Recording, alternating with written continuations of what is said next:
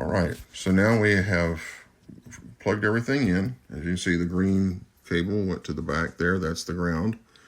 And the AC power main power comes and was plugged in here. We have the main board plugged in there, and the front panel board plugged in there. Those are the only connections. So at this point, I'll just turn it on its side, and I will secure the power supply in with these. There's screws that come with this, as well as a little clip which can help you with the grounding if you decided you wanted to use the original post to do that. There are 4 screws in here. They fit exactly. Use these, not the ones that came on the system, because these actually have.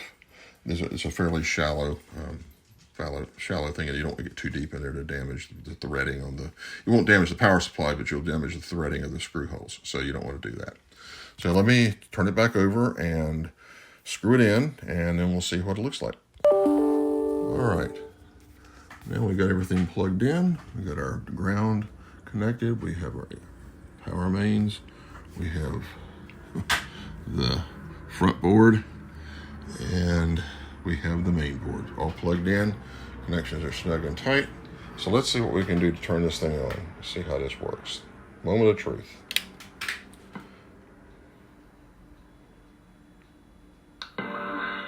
Sounds to me like she works.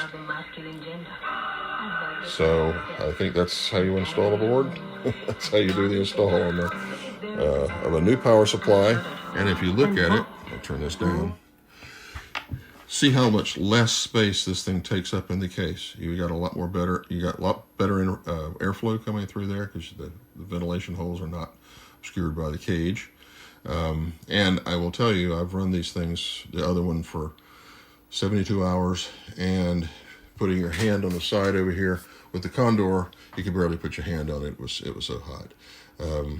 With this one, it's barely warm. So it's more efficient.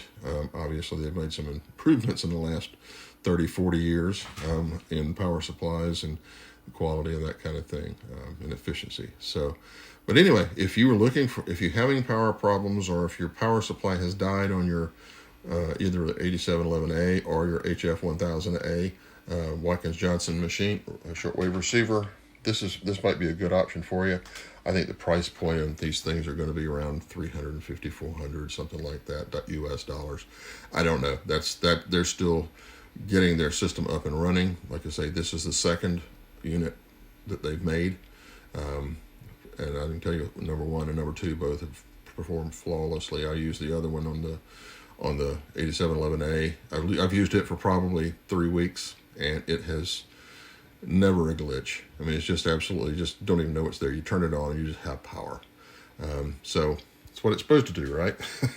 But anyway, so maybe this will extend the life and preserve the internal boards and things like that, and chips and all in your radio, if you're looking for something like that, if you're in need of it. Anyway, let me know in the comments if you have any questions, and I'll talk to you later.